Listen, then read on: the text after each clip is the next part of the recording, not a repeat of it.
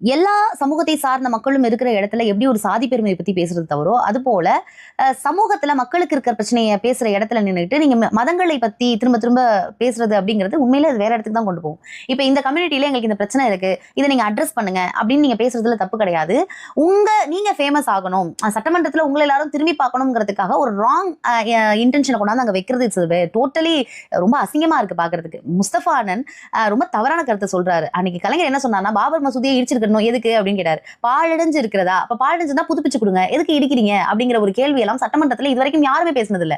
முதல் முறையாக அவர் ஆட்சிக்கு வந்ததுமே மிலாடி நபிக்கு வந்து கலைஞர் அவர்கள் வந்து அரசு விடுமுறை அளித்தார். அதிமுக என்ன பண்ணாங்கன்னா, வந்தோடனே வந்து அதை கேன்சல் பண்ணாங்க. மீண்டும் இவர் ஆட்சிக்கு வந்தோடனே அதை அரசாணை வெளியிட்டு மிலாடி நபிக்கு வந்து லீவ் விட்டது வந்து கலைஞர் தான். உருது பேசும் இஸ்லாமியர்களை வந்து பிற்படுத்தப்பட்டோர் அப்படிங்கிற பட்டியலில் கொண்டு வந்து சேர்த்து அவங்க முன்னேற்றத்திற்காக பல வேலைகள் பார்த்தாரு. வக்ஃபு வாரிய சொத்துக்களை வந்து பராமரிக்கிறதற்காக முதல் முறை மானியம் வழங்க